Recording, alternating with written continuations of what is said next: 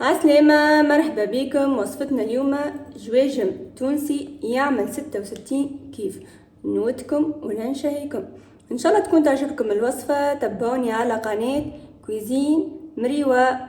مكونات وصفة اليوم: عندي هوني يغرت طبيعي جوفاني خديته من عند الحليبي. عندي هوني بسكوي سيدة، تجموا تعملوا انتم بسكوي اللي تحبوا عليه. بنان، دقلة، كيوي، أكاجو، لوز مكرك، بفريوة، نوتيلا، وعسل نحلة. ليه مش نبداو أول مرحلة؟ عندي هوني البسكوي رحيته والفاكهة هرجتها شوية والدقلة قصصتها والكيوي والبنان. نبدأ نحضر الكيس متاعنا باش نشد الشوكولاتة ونزين هكا الكيس متاعنا. وبعد ما عملت الشوكولاته باش نضيف البسكوي نتاعي اللي هرجته ونخلي مغرفه في قاع الكاس. شفتوا كيفاش؟ باش نضيف اللي غرت الطبيعي الكو فاني متاعنا ونضيف شويه. توا باش نعمل شويه دقله اللي قصصتها.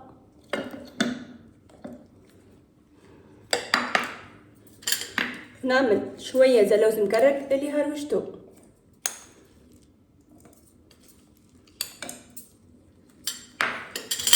مش نزيد شويه يogurt.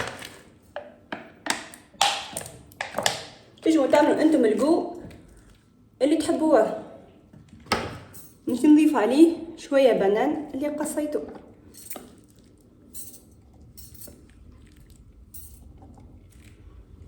توا مش نضيف عليه شويه بفريوه مهروشه.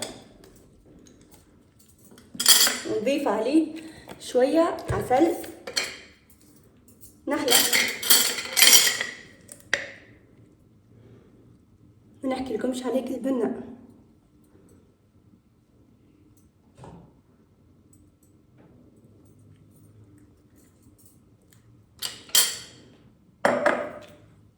ونضيف عليه شويه الياغورت. توا مش نخلي الكعيبات الكيوي متاعنا.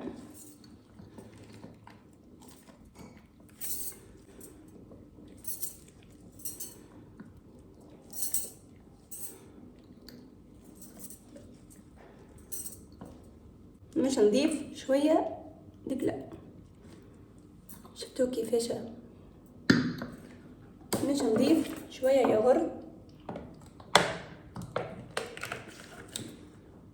مش نضيف شويه شوكولاته.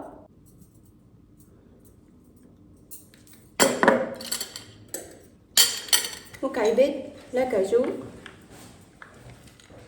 ومش نزيدو شويه بسكويت وشويه بفريوه.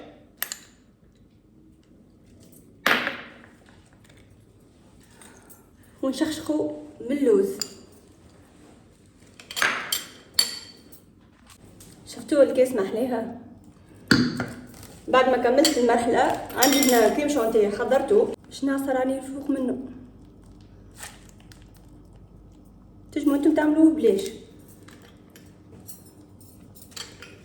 مش نزيدو شويه فاكهه من الفوق شخشخو.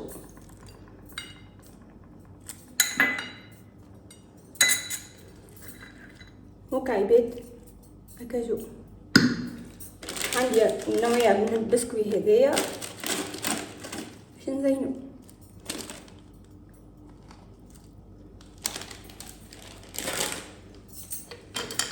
مش نزيدو شوية عسل نحلة.